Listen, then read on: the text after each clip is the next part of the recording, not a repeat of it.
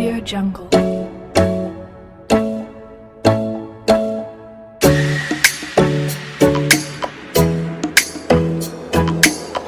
Audio Jungle.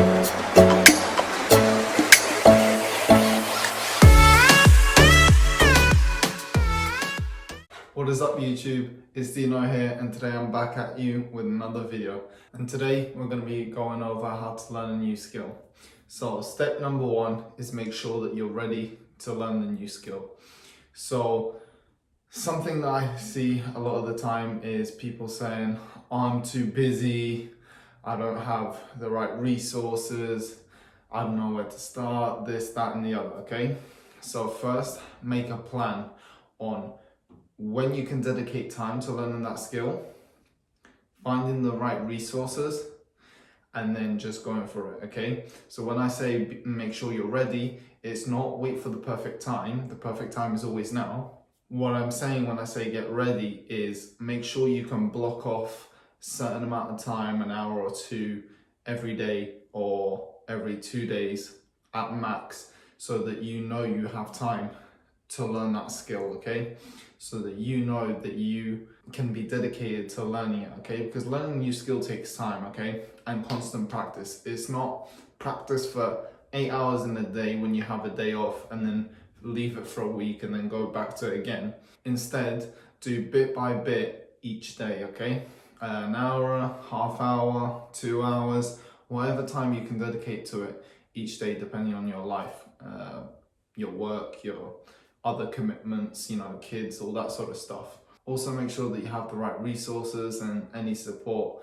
I'm going to talk a little bit more about getting help in a minute, but get the right resources, get any help that you can, and like I said, make sure that you have enough time to dedicate to learning that new skill. Tip number two is a simple one and an obvious one, but make sure that the skill is needed, okay? So sometimes people just want to learn a skill for fun, and that's cool. Sometimes people learn a skill thinking that they're gonna need it for a certain job or for a certain career or for a certain product that they're trying to produce, whatever it may be, okay? They think that they need a certain skill, but actually it might be cheaper and easier to hire that to someone else rather than spending your time in trying to learn that skill and delay your progress or your success by a couple of months or even years, okay, depending on how hard the skill is. So make sure that the skill is needed, first of all, and that it's relevant to what you're trying to do, unless it's for fun, of course. And also make sure that it's not cheaper or easier or just a better option overall to outsource it to someone, okay? Yes, outsourcing can be hard, especially when you're at the start, funds are low, it's your baby, it's your project, you want to have that control over it, all that sort of stuff. But sometimes it's easier to just outsource a certain task to someone, especially if it's required a specific skill that you might not be good at and that might take you a long time to learn. Okay, so once you've found that you have the time and the resources to dedicate to learning that skill, and you can see that it's relevant to what you need to do and it's hard to outsource or expensive to outsource, then the third tip is make sure you know how you learn, okay?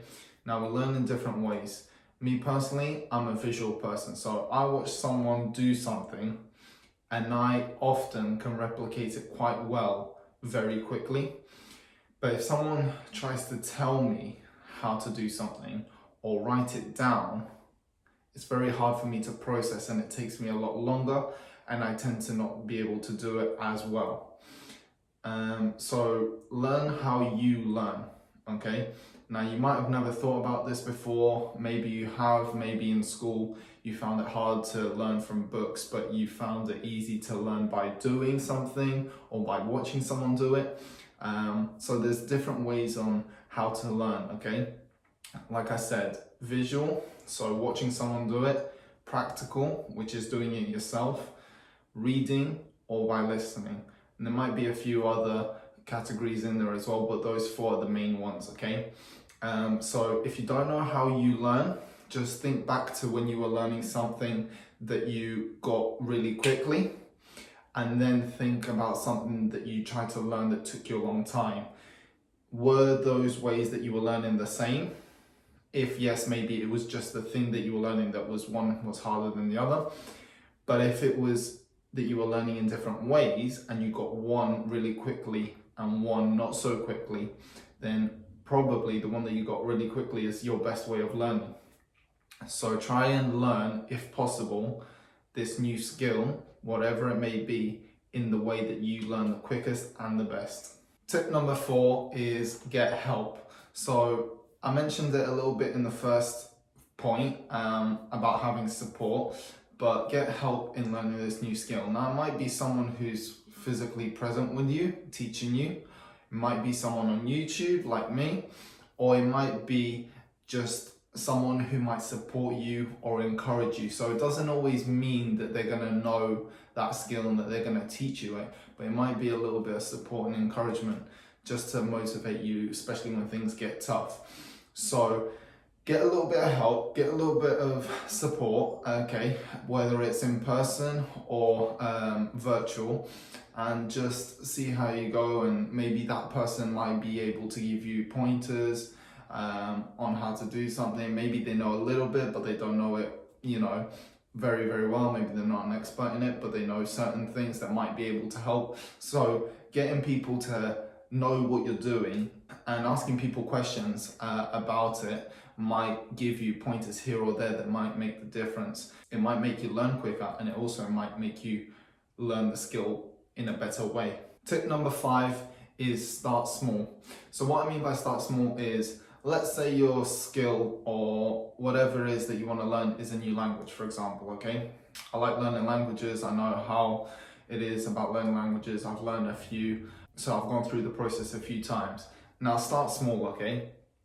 Start by just saying simple words like hello or goodbye or thank you or please, whatever it may be, okay? So if it's another sort of skill, let's say it's learning how to play football or soccer for anyone who watches in America. First thing you might be looking to do is, kick the football.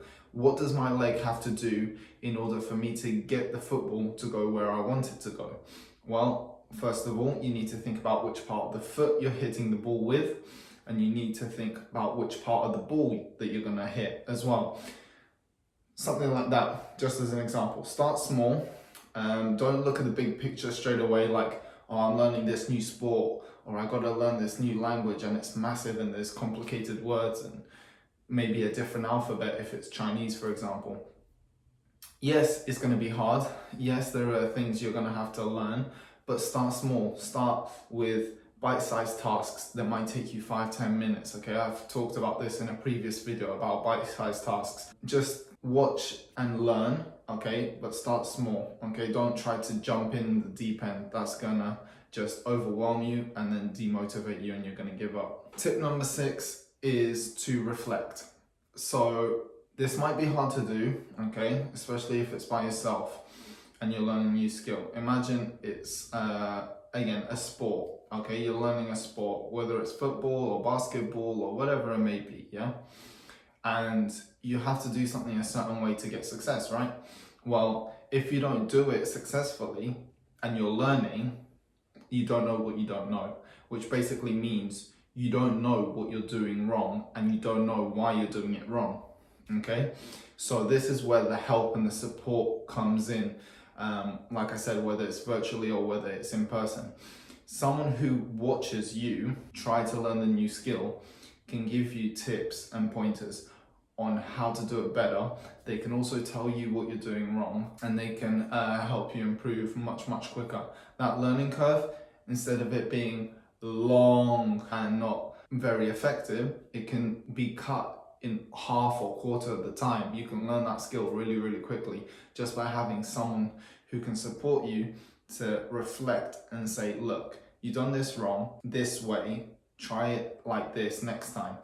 Or if you don't have anyone, grab your phone, film yourself the task, or if it's a written task, just go through your notes or go through textbooks, whatever it may be that you have, because you're going to have some sort of source to learn that skill, and just go back through everything that you've done, you know, bit by bit, and just look at what you've done and at what the right thing from the source is. Okay, so like I said, if it's a written task, you're going to have a textbook. Look at the textbook, look at the notes that you've taken, and look at what you do, and then compare what you do versus what the textbook says.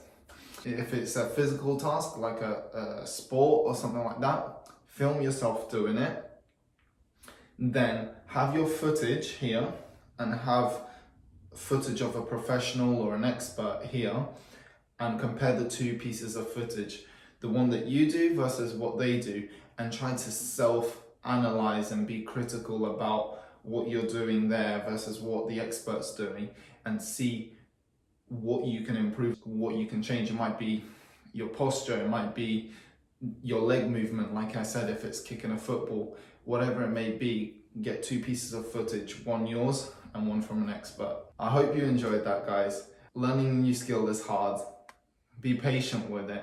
Take your time, like I said, bit by bit, review, and you'll get it. I'm sure you will. Hope you enjoyed the video. If you did, click the like button below and the subscribe button for more content, and I will see you next time.